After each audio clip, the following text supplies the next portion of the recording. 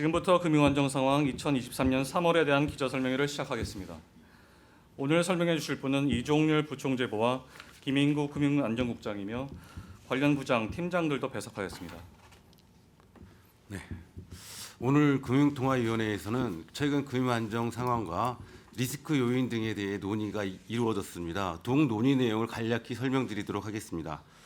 우리나라 금융안정 상황은 가계부채 증가세 둔화, 자산 가격 조정 등으로 금융 불균형 위험이 축소되는 가운데 지난해 말 레고랜드 사태로 불안정한 모습을 보였던 금융시장도 차츰 정상화되어 가는 모습입니다. 또한 최근 실리콘밸리 은행, 크레딧 스위스 은행 등의 사태가 국내 금융 시스템에 미치는 영향도 제한적일 것으로 보이지만 이에 따른 금융 외환 시장의 변동성 확대가 금융 안정 리스크 증대로 이어질 수 있는 만큼 한국은행은 정책 당국과 협력하면서 시장 안정화 조치 등을 통해 적극적으로 대응해 나갈 예정입니다.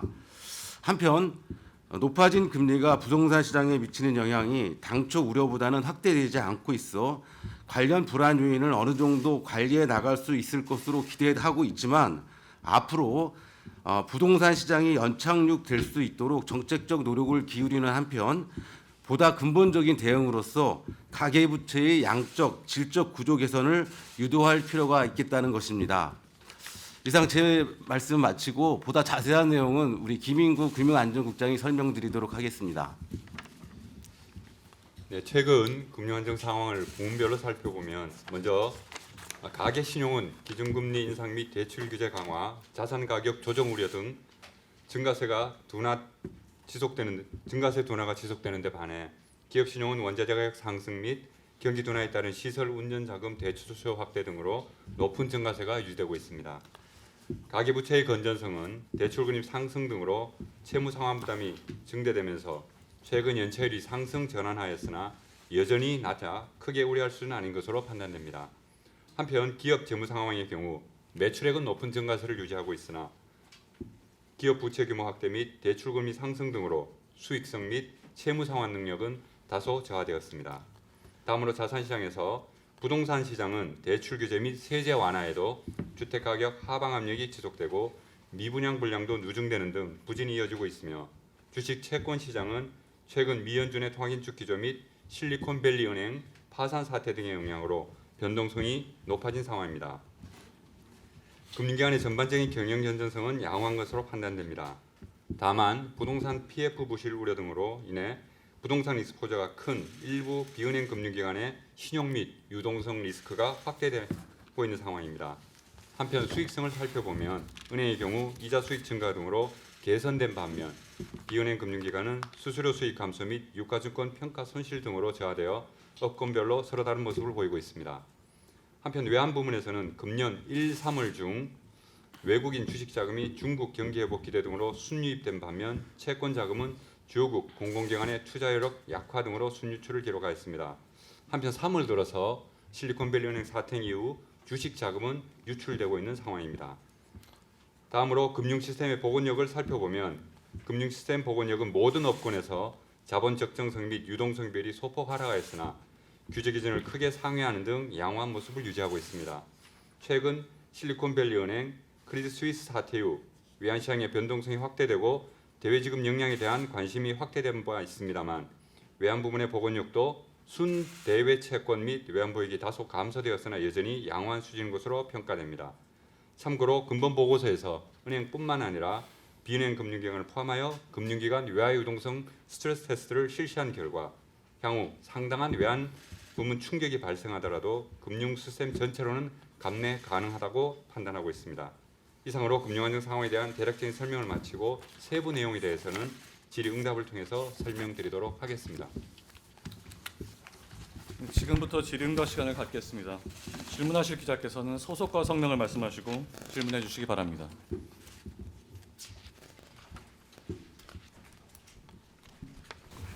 이데일리 최정희입니다. 연준은 이제 금융시장 불안으로 신용 위축이 나타나면서 연준이 금리 인상한 것보다 더 긴축적인 상황이 연출될 수 있다라고도 했는데 이런 위험이 우리나라도 같은 위험이 있을지 궁금하고요. 반대로 또 오히려 연준의 금리 인하 기대나 아니면 금리가 더 이상 오르지 않을 것이라는 종료 기대감이 커지면서 금융 상황이 하느니 기대했던 것보다 더 완화적으로 갈 가능성도 없지 않아 보이는데 어느 쪽 위험이 더 크다고 보시는지 궁금합니다. 아 그리고 이제 31페이지에 비은행 PF 리스크 분포 변화라는 그래프가 있는데 여기 전체 몇 개의 사업장을 분석한 것이고 80점하고 75점 이상 사업장이 연도별로 어떻게 변하고 있는지 숫자로 알고 싶습니다.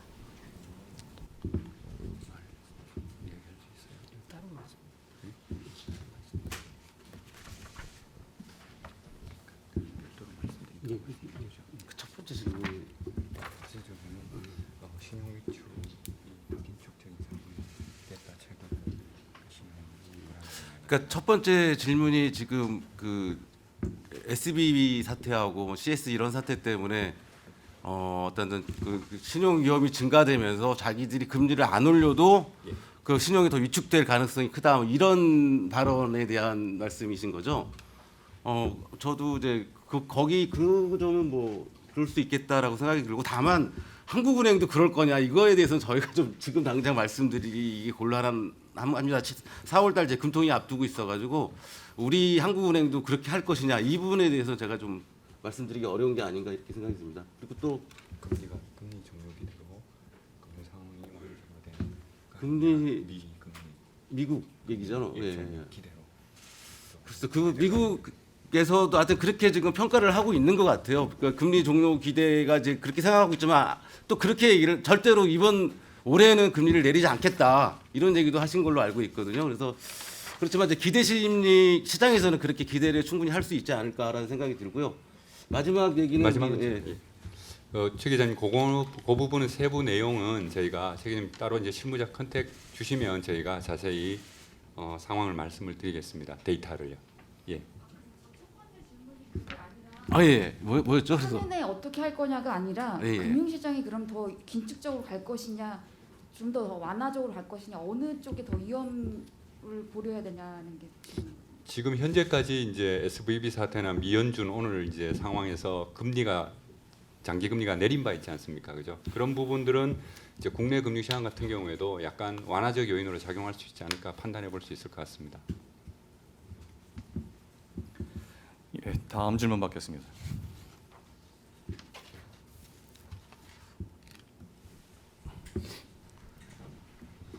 서울경제 조지영 기자입니다. 보고서 내용 중에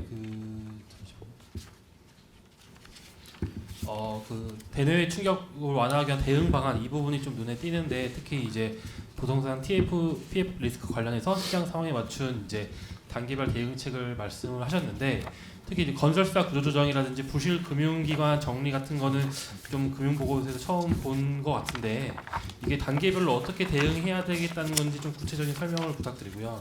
그다음에 또 하나 궁금한 거는 우발 채무 규모가 자기 자본 5배를 초과하는 상장 건설사가 5곳이 있다고 언급하셨는데 이게 어딘지 좀 공개 가능한지 궁금하고 마지막으로 최근에 이제 새마을금고 관련해서 이제 대출 부실 우려가 커지고 있는데 이 보고서에는 그런 내용이 없어서 이게 새마을금고는 왜 제외되는지 궁금하고 그다음에 이게 최근에 연체율이 빠르게 상승하고 있는데 이 관련해서 리스크는 어떻게 보고 계시는지 궁금합니다. 제가 말씀드리겠습니다. 첫 번째로 부동산 시장의 위축 정도가 어떻게 되느냐에 따라서 대응 정도 수준이 이제 달라질 수 있고요. 정부나 저희가 생각하는 데는 1차적으로 만약에 부동산 상황이 예상보다 좀 호전되거나 그럴 경우에는 유동성 지원금을 축소하거나 구조조정 쪽으로 더 한다든지 아니면 부동산 시장 상황 위축 정도가 상대적으로 예상보다 좀 더 안 좋아진다면 그럼 시장 안정화 조치에 더 중점을 두면서 구조조정은 시간적으로 흘러가면서 그 사태를 추이를 단계별로 이렇게 해야 된다고 저희가 생각하고 있고요. 두 번째로 말씀하신 아까 개별 기업에 대해서는 저희가 거시적 관점에서 이런 거를 상황을 어떤 기준을 정해서 이렇게 하는 거지 개별 기업이 어딘가 특정화돼서 이렇게 제공하는 건 좀 약간 곤란하지 않나 저희가 생각하고요. 세 번째로 새마을금고는 현재 저희가 이제 감독 대상으로 금감원 자료를 이용을 하고 있는데 보통 새마을공고는 저희가 거기에 제외되고 있어서 관련 통계나 이런 부분들이 입수하는 데는 좀 어려움이 있지만 저희가 관계기관 회의를 통해서 보완적으로 이 부분에 대해서 조금 더 인식을 같이 하고 이 부분에 어떤 문제가 있는지 면밀히 관계기관과 협의를 통해서 보완해 가고 있습니다. 마지막으로 최근 연체율이 이제 여러 가지 그 금융 여건이 변하면서 상승 전환했습니다. 모든 업권에서 보시다시피 저희가 또 고위험 가구 가계 부분에서 이제 그런 위험 정도가 어느 정도인지 측정을 해봤습니다. 물론 이제 연체율이 높아질 수 있는 가능성이 높아진 건 사실이지만 장기 평균 수준에 비해서 여전히 낮은 수준이기 때문에 아직까지는 그렇게 크게 우려할 사항은 아니지만 이 부분이 자산 가격과 연동돼 있고 경기 둔화 우려가 예상보다 조금 더 나빠진다면 그런 연체 위험이 더 높아질 수 있기 때문에 저희가 이 부분에 그 대출 종류별로나 업건별로 상세히 살펴보면서 이에 대한 그 대응책도 함께 마련해야 나갈 것으로 저희가 하겠습니다. 예.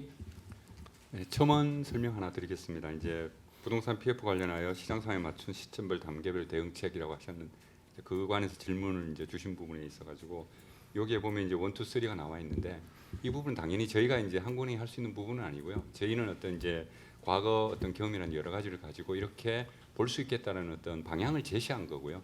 구체적 어떤 시점이나 단계별에 어떤 정책을 취할 거냐, 어떤 수단을 동원할 거냐는 관계 기관에서 면밀히 살펴보고 있는 걸로 알고 있습니다.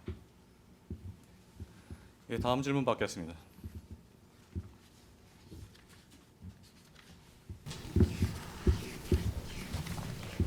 아시아경제 문재원 기자입니다. 방금 답변 관련해서 추가로 하나만 더 여쭤보고 싶은데요.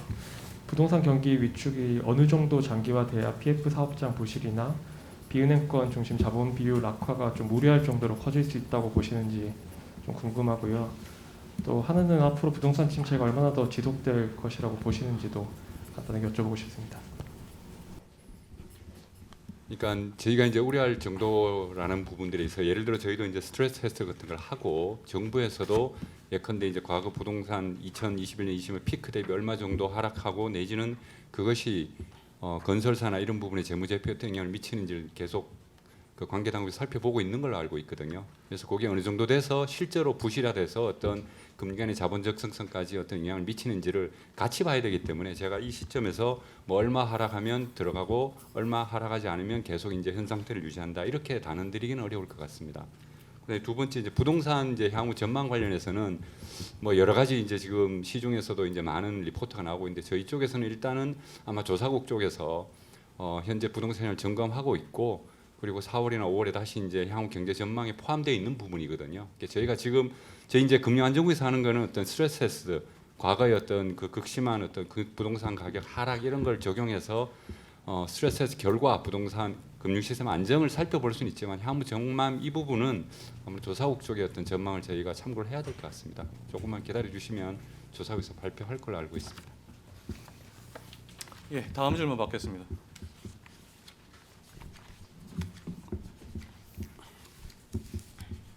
나중재 김민영입니다. 지금 금융불안 지수가 코로나 직후인 2022년 초랑 비슷한 수준으로 보이는데 앞으로 더 악화될 가능성도 있는 건지 향후 추가 악화 가능성이 있다면 가장 중요한 리스크 등 변수는 무엇이라고 보시는지 궁금합니다. 이게 지금 높아진 수준은 보면 이제 작년 4분기 같은 경우에는 신용 스프레드, 그다음에 단기금융 채권 시장 불안해서 많이 올라간 부분이 있고요. 그 다음에 이제 최근 좀 떨어지지 않는 것은 이제 대외 부분에서 이제 무역 수지 적자나 이런 부분들이 영향을 미치고 있는 거거든요. 그래서 아마 그 부분들이 좀 안정이 되면 요 지수도 점차 하향 안정화될 거라고 지금 기대하고 있습니다. 대외 부분요. 예, 다음 질문 받겠습니다. 연하인포맥스 한종호입니다. 단기 채권 시장에서 CP 거래 관련해서 지금 현재 금리가 높아서 이제 싸게 거래가 돼야 되는데 실제 참가자들끼리는 비싸게 주고받아서 이제 수익을 포장하고 이런 일들이 많이 일어나고 있는데 금감원에서 들여다보겠다고 했고 그래서 한은에서는 이걸 어떻게 보시는지 궁금합니다.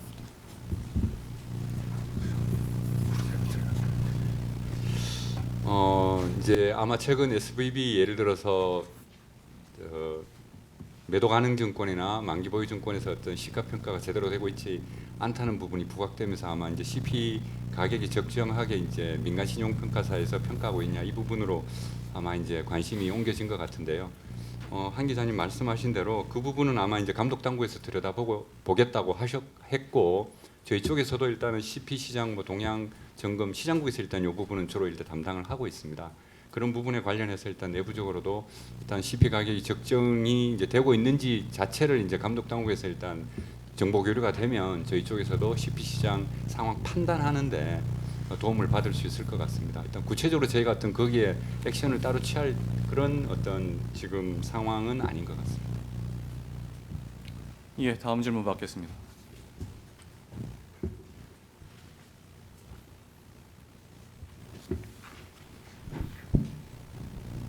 이 한국경제 임동기자인데 여기 자료를 보면 그 대기업의 부채 비율은 높아지고 중소기업의 부채 비율은 낮아진 걸로 되어 있는데 이유가 뭔지 좀 궁금합니다.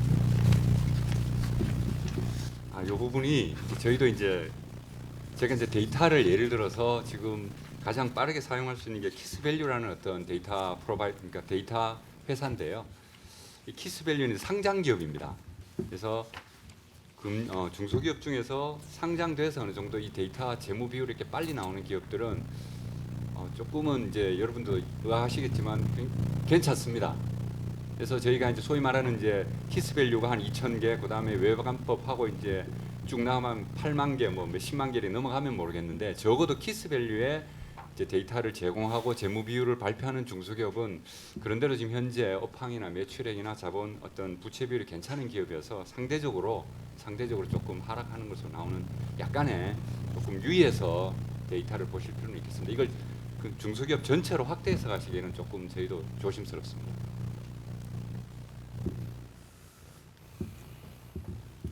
네, 다음 질문 받겠습니다.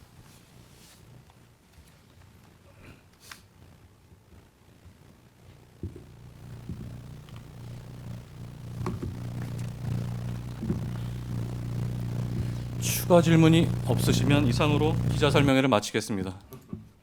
감사합니다.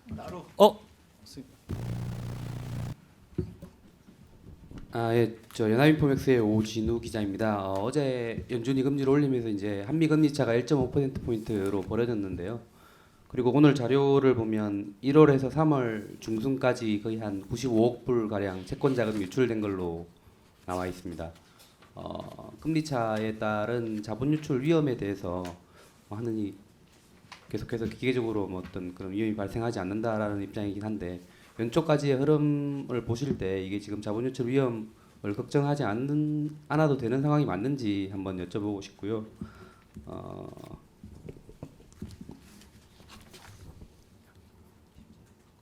그리고 지금 최근 그 단기 외화자금 시장도 조금 불안이 심화가 됐는데요. 이 부분도 일시적인 상황이라고 보시는지 좀 여쭤보고 싶습니다. 가능하시면 국제총괄팀장님께서 좀 답변을 부탁을 드리겠습니다.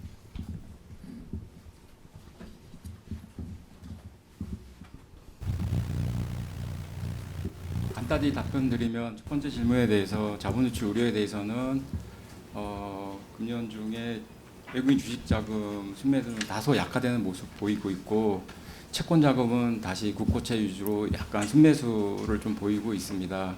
그래서 그렇게 또 아까 말씀드렸듯이 외화 자금 시장에서의 약간의 일시적인 어려움이 수합 레이트 하락을 통해서 차익거래 유인이 확대되는 그런 부분이 있기 때문에 그것으로 인한 채권 자금 유입도 있다고 말씀을 드리겠습니다.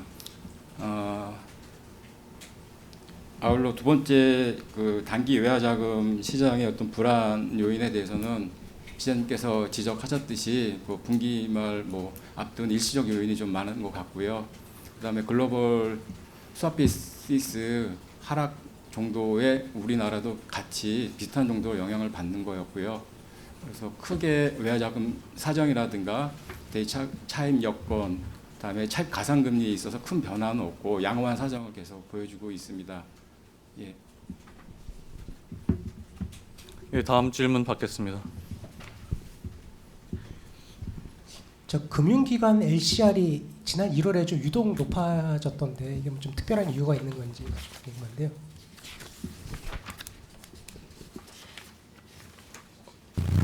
선생님 죄송한데 몇 페이지? 14페이지 보시고 말씀. 자, 그 페이지는 지금 14페이지입니다. 122.4로 되어 있더라고요. 근데 예. 기존 이게 일단 얼마 만에 최대인지도 궁금하고 갑자기 왜 이렇게 좀 늘었는지도 궁금합니다. 저희 숫자는 113.6으로 나오는데.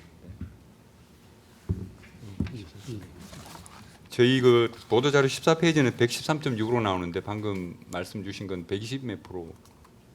외화 LCR 말씀하시는 건가요, 혹시?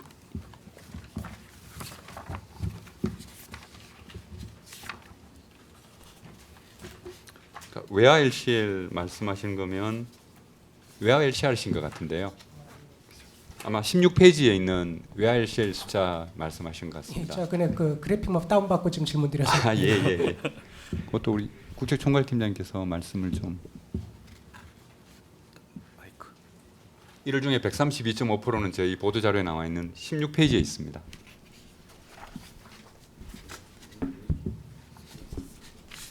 죄송합니다. 질문을 제가 놓쳤는데요. 그 LCR이 그 122점 지난 1월 122.4로 기존 자료에서는 대충 한 100대에서 110대로 유지되다가 지난 1월에 120대로 갑자기 올랐더라고요. 그 이유가 뭔지 궁금해서 여쭤봅니다. 아까 뭐 외화 LCR이라고 뭐 보완해 주신 것 같은데. 아마 숫자가 조금 이제 기자님 보시는 거하고 좀 16페이지에는 어쨌든 외화 LCR은 132.5%로 일단 나와 있습니다. 자, 따로 여쭤보겠습니다. 예. 저희가 통계가 그 통합 LCR이 있고 외화 LCR이 있습니다. 지금 말씀하시는 게 숫자가 저희가 외화 LCR은 132고 통합 LCR은 보통 이제 금융기관 LCR을 말씀하는 것 같은데 그거는 한 110 내외 수준인 걸로 알고 있는데 말씀하신 통계의 질의가 정확하지 않아서 따로 이따가 답변 드리겠습니다. 예, 다음 질문 받겠습니다. 네, 아시아경제 서소정입니다. 아까 그 질문이 잠시 나왔는데 그 금융 불안 지수 같은 경우에는 사실 이제 크레디트 스위스나 그 실리콘밸리 뱅킹 사태가 있었던 이전이라서 사실 3월 같은 경우에는 FSI 지수가 아주 많이 치솟지 않을까라는 추정을 해볼 수 있는데 혹시 요거 추정이 좀 가능한지 궁금하고요.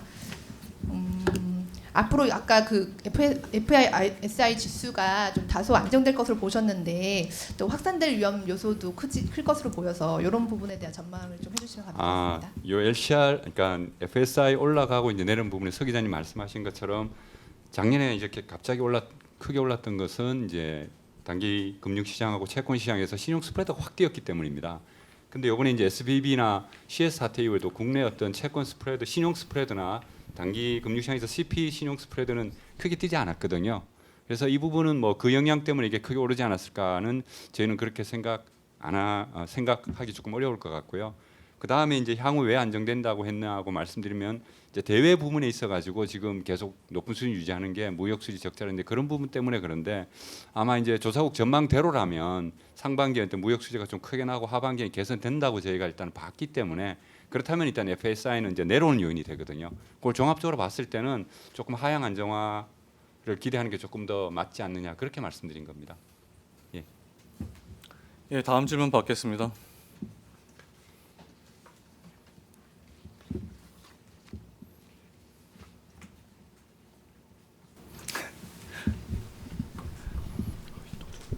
앞에 제가 질문 드렸는데 좀 답변이 좀 추가 답변을 원해서 하나만 더 여쭤볼게요. 오늘 FOMC의 그 금리 전부 투표랑 이런 결정이 우리나라 금융시장에 어떻게 영향을 미친다고 보시는지 궁금합니다. 금융시장을 더 불안하게 할지 완화적으로 할지.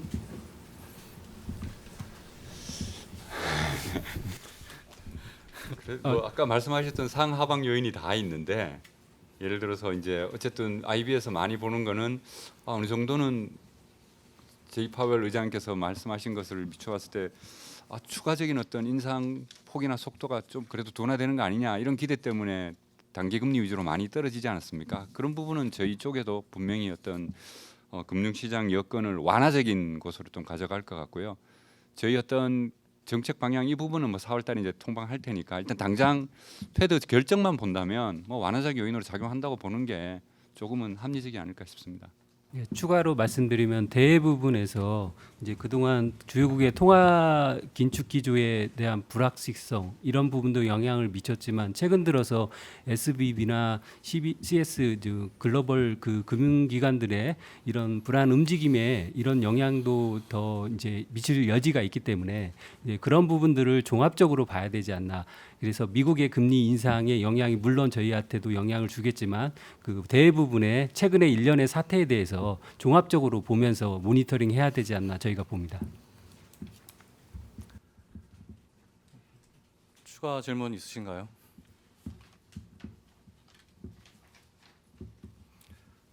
추가 질문이 없으면 이상으로 기자 설명회를 마치겠습니다. 감사합니다.